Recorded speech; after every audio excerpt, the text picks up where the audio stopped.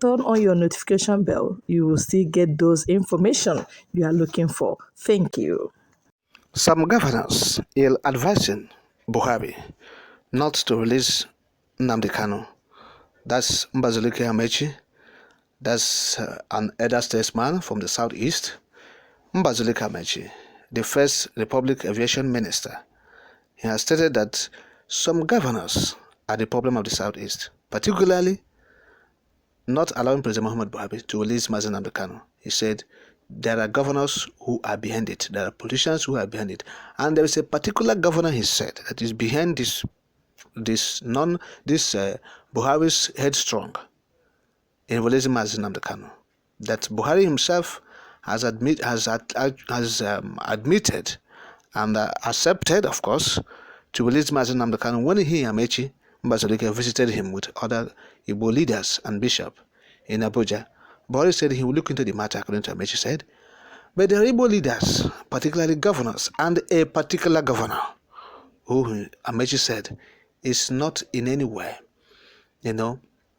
trying to, he don't want to see Nnamdi Kanu released. In fact, that governor don't want to see Nnamdi Kanu released. So he is working frantically to ensure that Nnamdi Kanu remains in detention, because that governor is afraid of his shadows. He's afraid of his shadow. That's the point. The governor is afraid of his shadow. And Mbazuruike Amaechi, the elder statesman, said the governor is working around the clock to make sure Nnamdi Kanu remains in detention. Nkịta nwoke tara ụkwụ ya. That's the point. Nkịta nwoke tara ụkwụ ya. So when you see Nnamdi Kanu still in detention, there are people who are making sure that he remains in detention, and they are his brothers, our own brothers. They are Igbos. They go to Abuja, they go and qualify with Muhammadu Buhari, the president, and they will tell the president not to release Nnamdi Kanu because they are afraid of their shadow. Simple. And so Amaechi said the president listened to him with rapt attention when they visited, and he promised him, as an elderly statesman, and the president is his younger brother, that he will do something for him. He said, release this man for me. Release Nnamdi Kanu for me. Nothing will happen. I will make sure that the insecurity in the south stops, because I know that the insecurity started when the federal government, abducted Nnamdi Kanu in Kenya far away and extraordinary rendition him back to Nigeria. That's how the insecurity started, according to Amaechi. And he said he held brief for Nnamdi Kanu and said that Nnamdi Kanu will not do otherwise. He will not do anything funny. He will not even elope if he's been granted bail, if he's been released. That he himself will make sure that Nnamdi Kanu did not, maintains his cool and peace within in the southeast. That Nnamdi Kanu will not do anything funny.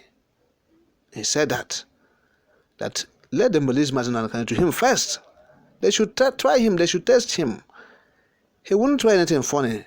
He said Nnamdi Kanu is like a son to him, and he's like a father to him.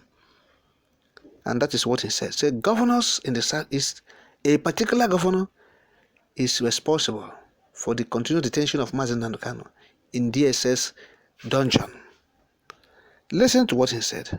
I quote, "On November 18, 2021, at the age of 93, I traveled to Abuja with some other Igbo leaders and a bishop, relation of Nnamdi Kanu, to beg the president to release Nnamdi Kanu to me and to begin dialogue to find a solution to the problem.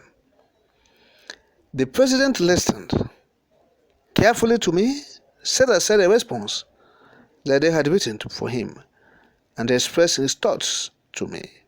He assured me, and I believe him, that he would look into the matter for my benefit. The presidency arranged for me to go to Nnamdi Kanu's detention facility and obtain assurances from him. This I did in collaboration with Nnamdi Kanu's cousin, Bishop Onoha, and his lawyer. We reached an agreement with Nnamdi Kanu that could have pleased the government and Igbo and I forwarded a copy to the president via DHL mail with proof of delivery on December 6, 2021. That was my last communication with the White House, but I doubt they gave the president a copy of the mail I forwarded to him. I doubt they even allowed him to see it. About a year ago, the chairman of the Southeast Governors Forum called me and said he went to the president and asked him about my case. And the president told him that the ball was at my feet, Mbazuruike Amaechi's feet. The governor informed me that he had scheduled a meeting with the Federation's Attorney General, myself, and Nnamdi's lawyer. At my age, I went to the trouble and the expense of traveling to Abuja.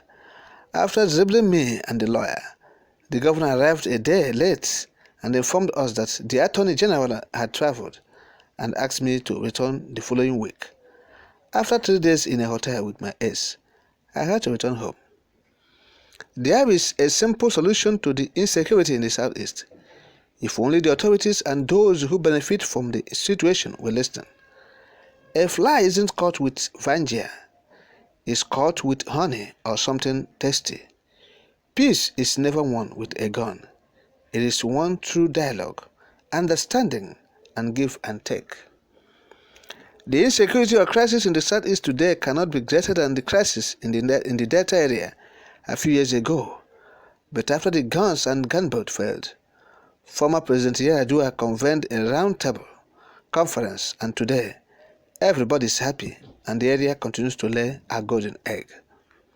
I would like to remind my younger brother, President Muhammadu Buhari, that on June 20, 2006, I met him, Ali Iguzo, and Ango Abdullahi in Kanu with other religious leaders and traditional rulers from Igbo land and the north, following the crisis caused by Rushdie's publication, which resulted in the killing of Igbo in the north and retaliatory killings in the southeast, and we signed a memorable peace agreement that has ensured.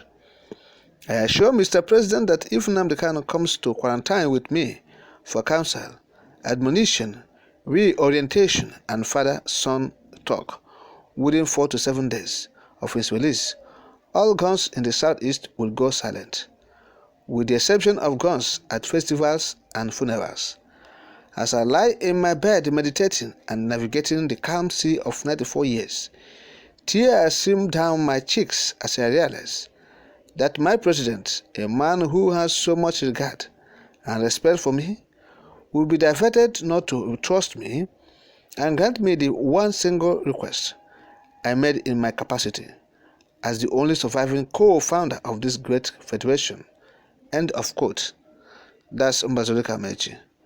He said the governor of the Southeastern Governors, the chairman of the Southeastern Governors Forum, dribbled him in Abuja, and he stayed 3 days in the hotel with his ace, with asking the Attorney General of the Federation, whereas the state governor have actually told the elder statesman, Chief Mbazuruike Amaechi, to come to Abuja to meet with the Attorney General of the Federation. But alas, he was dribbled and told to return back in a 1 week time that the Attorney General had traveled. And we have seen it. We have seen the kind of people we have, the governors we have in the Southeast. They believe that the president and the Fulani people, they will hand over power to them. And today they have been disappointed. They have lost their voice in the polity.